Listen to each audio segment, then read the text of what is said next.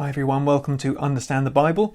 In this session of Learn to Read the Bible, we are thinking about Mark chapter 3, verses 20 to 35.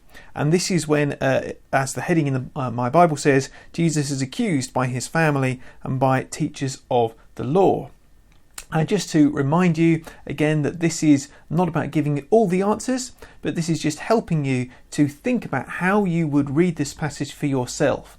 Just to give you a bit of a leg up in beginning to read the Bible and think about it so that you can sort of read it for yourself and think about what it means for you and for your life. And at the moment we're working through Mark's Gospel. Now this is a slightly longer passage than the ones that we've had before, but I'm going to read it out just to say again, if you'd like to follow it in your Bible, I do recommend that.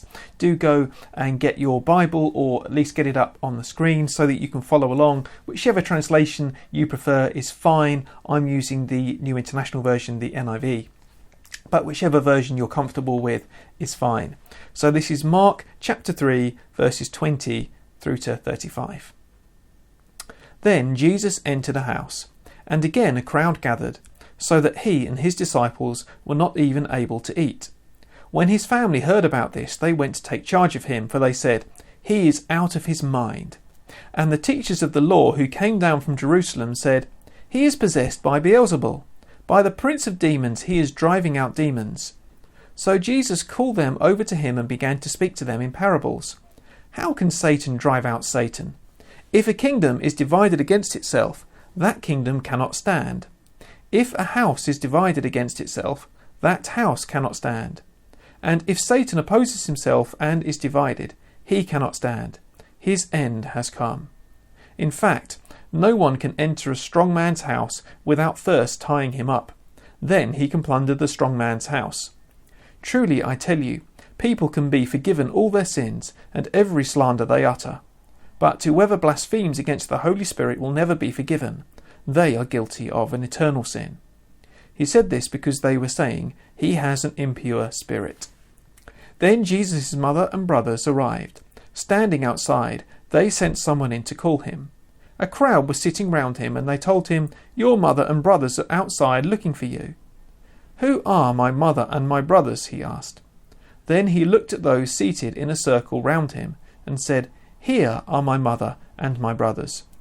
Whoever does God's will is my brother and sister and mother."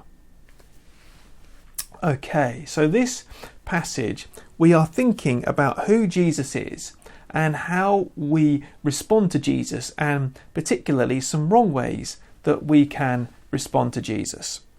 And there are two different sort of parties in this. There are Jesus' family, and then there are the teachers of the law who are responding to Jesus, and they respond in two different ways.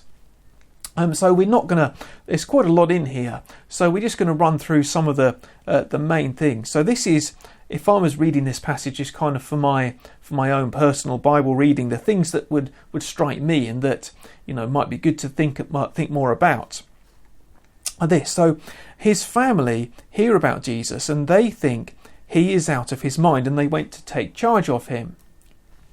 Now, this is because Jesus, there's an enormous crowd that goes to see Jesus. It's interesting, isn't it, how tension can often come in families when someone begins to follow Jesus.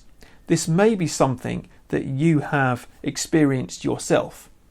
Think, if you're the first person in your family or one of the few people in your family to become a Christian, then that can cause tension.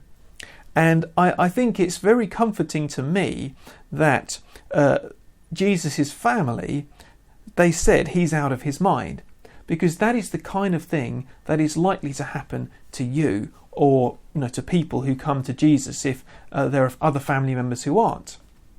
They might think that you're a bit crazy. It might be worth spending a bit of time, if that's something that resonates with you, spend a bit of time thinking and praying about that, thinking that actually this happened to Jesus before, and this is the kind of thing that we should expect to happen. So the next group are the teachers of the law. They come down from Jerusalem, say he's possessed by Beelzebul, by the prince of demons he is driving out demons. And then we won't really go into Jesus' response, but they are attributing to God what is the work of God. They say is actually Satan, that Beelzebul, the prince of demons. So they are calling something good something evil. And this is why Jesus says it's blasphemy against the Holy Spirit, because they are attributing to Satan what should be attributed to God. The good works they're calling evil. So there are times in our society when what our society calls good is actually evil. And when Christians and people do good things, actually society says that is not good. This is happening more and more, that as our society, and certainly in being in the UK, in the Western world, this is the case, as our society drifts further and further away from its Christian roots, more and more Christians are going to be seen as not just a bit weird, but actually immoral.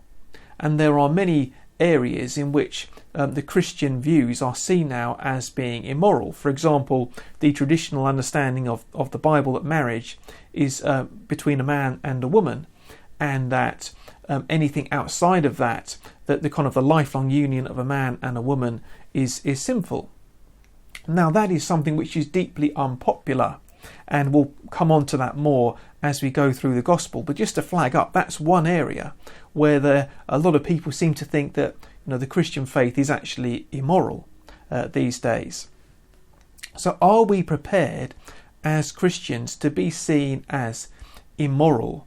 Are you prepared for that? Are you prepared to defend what Jesus said, even though people in government, people in the media, maybe even our friends and family see it as immoral? This is where we are as a nation at the moment. And it might be worth spending a bit of time thinking about that. And so the last thing that I wanted to mention was just what Jesus said about, who are my mother and my brothers. So Jesus' family thought they had a claim on him because they were saying, well, Jesus is you're our family, you're our your mother and your brothers are outside. Well, you should listen to them because they're your mother and your brothers. And Jesus comes back at them and he says, who are my mother and my brothers? He says, actually, it's whoever does God's will. This is my brother and sister and mother. And this is it fundamentally redefines what a family is. Jesus is saying that a family is not about biological ties, although the biological ties still matter. But he's saying that even more important than that, even closer, is someone who's a follower of Jesus.